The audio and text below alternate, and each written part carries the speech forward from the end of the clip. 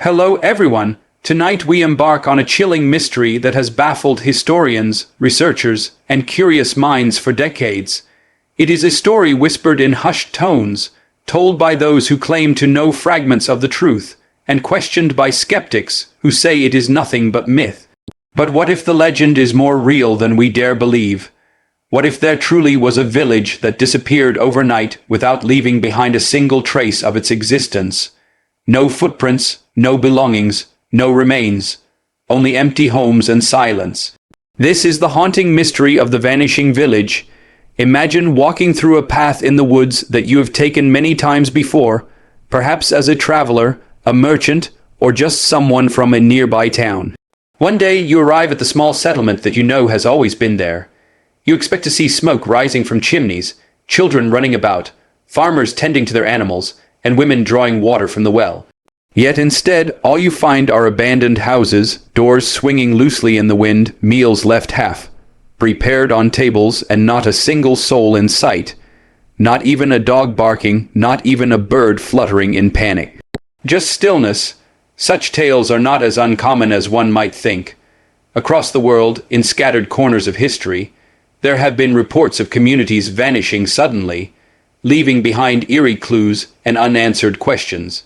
Some dismiss them as folklore, while others believe they hide dark truths suppressed over time. Tonight, we will dive deep into one such case, peeling layer after layer to examine how an entire village could vanish overnight, and what forces, natural or supernatural, might have been responsible. The most well-known story of this nature comes from Canada, specifically the legend of Anjikuni Lake. In the 1930s, a fur trapper named Joe Labelle stumbled upon a village of Inuit people he knew well. But when he entered the settlement, he found it deserted. There were no people, no animals, no sign of struggle. Kayaks were frozen in the ice, meals left untouched, and the graves of ancestors had been dug up. The shock of the story traveled far, sparking investigations and wild theories ranging from mass abduction to supernatural interference. Although skeptics later argued the story might have been exaggerated or fabricated, it remains one of the most spine-chilling accounts of an entire community disappearing. But this is only one example. Across the world, similar stories emerge. In Russia, there are tales of remote Siberian villages that were suddenly found deserted, with belongings left behind as if people had left in a rush. In China, there are accounts of mountain villages where entire populations seemingly disappeared during dynastic wars. And even in the United States, ghost towns like those in the Midwest tell stories not only of abandonment due to economic collapse, but of disappearances too sudden to be explained by normal migration. So what happened in these places? To truly understand the mystery of the vanishing village, we must first explore the possible explanations, both rational and irrational, that might account for such a phenomenon. One possibility is disease. History is full of plagues that wiped out entire communities, sometimes so quickly that survivors had no time to bury the dead or send word to neighboring settlements. The Black Death in Europe during the 14th century caused entire villages to vanish. But here is the problem: in many of these vanishings, no bodies were found. If disease had struck, there should have been remains. Why were there none? Why did people seem to simply evaporate? Another possibility is migration. Perhaps people left their villages behind due to famine, drought, or war. Yet again, this doesn't explain why they left so suddenly, without packing belongings, without taking animals, without leaving tracks. Migration usually leaves evidence: footprints, wheel tracks, trails of belongings. In the case of the vanishing village, the silence was too complete. Then, of course, there are supernatural explanations. Some believe these villages fell victim to curses, spirits, or entities that claimed their inhabitants. Stories tell of villagers hearing strange sounds in the night, of glowing lights in the sky, of figures walking among the trees, before disappearing one by one. Could it be possible that something beyond human comprehension was at work?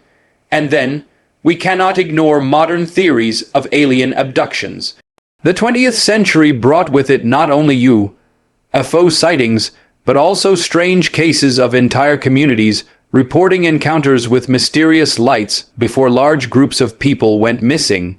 Skeptics laugh at the idea, but the lack of evidence for more ordinary explanations leaves room for such possibilities. Could entire populations be taken, experimented upon, and never returned? But before we jump to conclusions, let us slow down and reconstruct the atmosphere of such a village. Close your eyes for a moment and picture it. Small wooden houses with roofs made of straw or clay tiles. Smoke curling into the air as families prepare evening meals. The sound of laughter echoing through narrow lanes. Chickens clucking, dogs barking, men returning from fields, women telling stories to children by firelight. Life, in its most ordinary and comforting sense. Then, without warning, silence. The fire burns out, food goes cold, water freezes in buckets. Time stops. A place that was alive is now frozen, as though the world forgot it existed. This image alone is enough to unsettle the strongest of minds. Yet, as researchers, we must press on. Our investigation takes us not only to dusty archives and forgotten legends, but also to the hearts of those who still whisper about these mysteries in the dark. Some say the vanishing village we discussed tonight was not a single incident, but part of a pattern stretching across centuries. That humanity has always lived under the shadow of forces capable of wiping entire groups away, leaving no explanation. In folklore, these forces are called by many names: demons, jinn, spirits, or gods of old demanding sacrifices. But in modern times, with our obsession for logic, we have simply filed them under unexplained disappearances. Take, for example, the legend of Roanoke, one of the earliest English settlements in the Americas. In the late 1500s, more than 100 settlers mysteriously vanished. When the governor returned to check on them, he found the word Croatoan carved into a tree, but no sign of the colonists themselves. Were they absorbed into local tribes? Did they die from disease or starvation? Or were they taken by something beyond this world? To this day, no one knows. When we place the Roanoke mystery beside the tale of Anjikuni Lake, and beside countless lesser-known stories of deserted villages from Asia, Africa, and Europe, we begin to notice something chilling. These vanishings are not isolated incidents. They form a pattern, scattered, mysterious, and persistent. Now, let us dive deeper into one of the least known but most terrifying stories of a vanishing village, one told only in fragments, scattered across folklore and hushed academic papers. The tale speaks of a village hidden deep in the forests, somewhere in Eastern Europe, where travelers swore they once stayed, ate meals, and traded goods. Yet when others came looking, the place was empty, abandoned, its paths leading to nowhere. Some said the ground itself swallowed the people whole. Others said they were lured away by music only they could hear. What makes this account particularly disturbing is the evidence found: freshly prepared food on tables, fires still burning in hearths, tools left mid-use, and no signs of struggle. It was as though the people had been plucked out of existence in an instant. Here, we face the central question: how does an entire community vanish without leaving behind the signs of their departure? If humans fled, there would be trails. If they were killed, there would be remains. If they simply stopped existing, then we face something science has no language for. Our journey tonight is only beginning. In this first part of the story, we have set the stage: real-world examples, folklore connections, and the unsettling realization that vanishings of this kind may not be rare after all. In the second part, we will dive even deeper into possible explanations, examine eyewitness accounts, explore paranormal theories, and attempt to reconstruct what may have happened on that chilling night when a village disappeared forever. But before we close this chapter, let us reflect.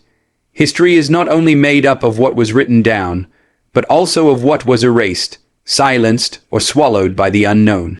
Perhaps the vanishing village is a warning, a reminder that even in our modern world, there are forces waiting in the shadows, forces that can wipe us away as easily as blowing out a candle flame. And so, with this thought lingering, we prepare to move into the second half of our journey, where the mystery grows darker and the questions grow sharper.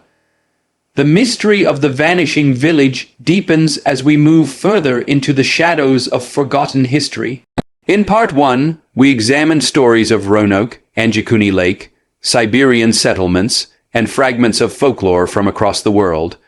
We left with a haunting question: how could entire communities simply vanish without leaving behind bodies, tracks, or explanations? Tonight, we dive into the heart of the enigma, exploring the theories, testimonies, and strange patterns that surround this phenomenon. Let us begin with the most unsettling aspect of these disappearances: the silence. Abandoned places usually tell a story through their decay, broken doors, shattered belongings, signs of panic or migration. But in the case of vanishing villages, the silence is unnatural. The belongings are intact, food left on the table, fires still burning. It is not decay that speaks, but absence.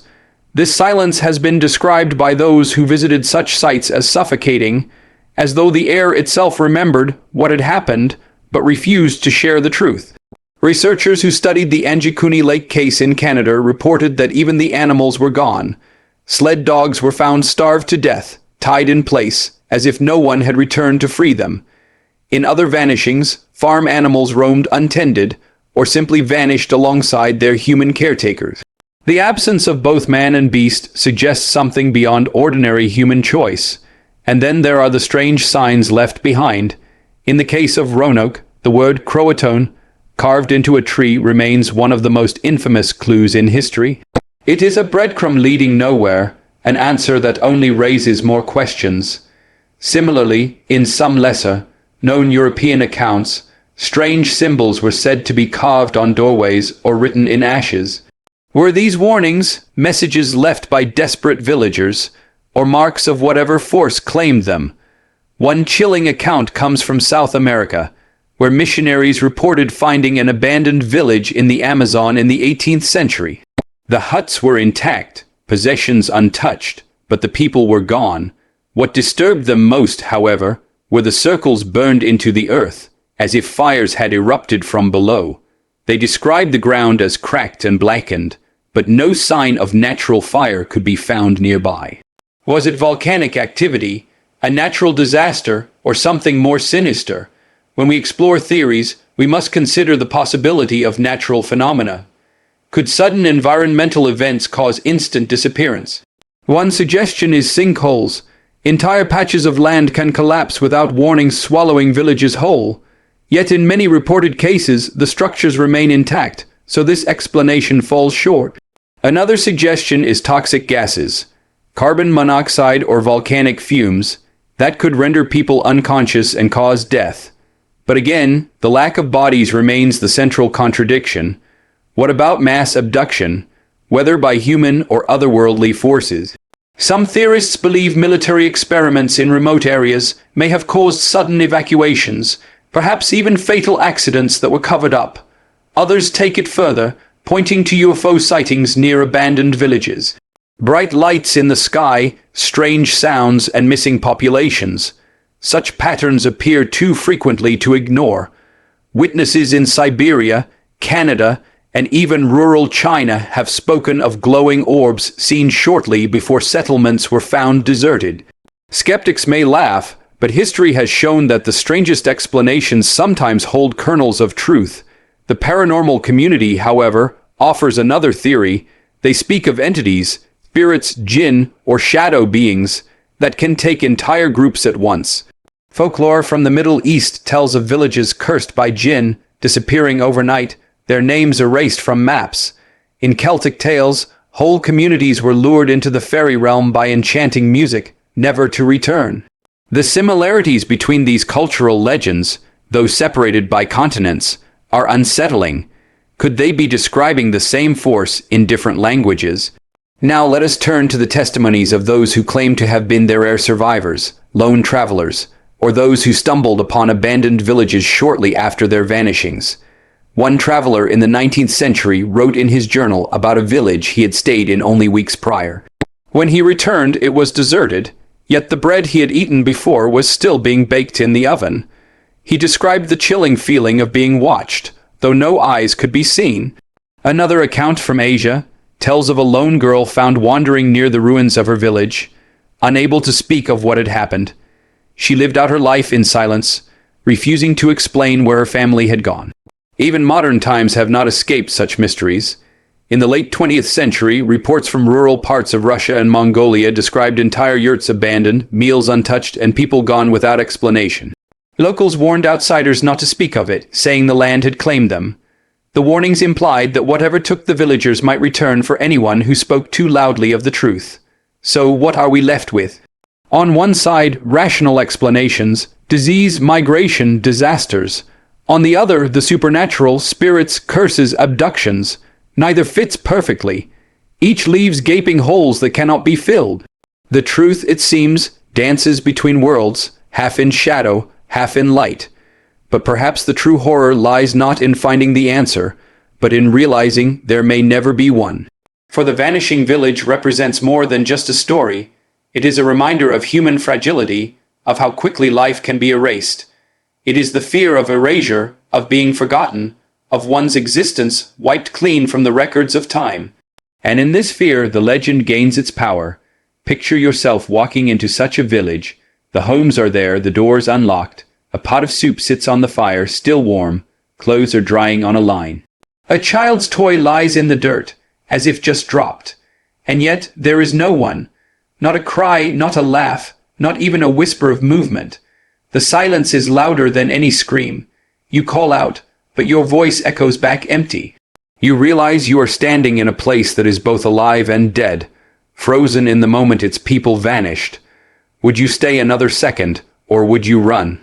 As the story of the Vanishing Village continues to haunt us, we are left with an unsettling possibility that these disappearances are not relics of the past, but warnings for the future. What if such things can still happen? What if tomorrow a modern town could vanish overnight, and investigators would arrive to find phones buzzing with unanswered calls, dinners half eaten, cars left idling in driveways, and entire neighborhoods silent? Would we accept it as mystery, or would we deny it, just as we deny the vanishings of the past? The truth may never be known, but the legend of the Vanishing Village remains a powerful reminder that some mysteries are meant to stay unresolved. They force us to confront the limits of human knowledge and the possibility that we share our world with forces we cannot comprehend. So tonight, as we close this journey, remember this. The next time you walk through a quiet village, a lonely town, or a silent street, listen closely. If the air feels too still, if the silence feels too heavy, you might just be standing in the shadow of a place that remembers a disappearance, a place that could, one day, vanish again.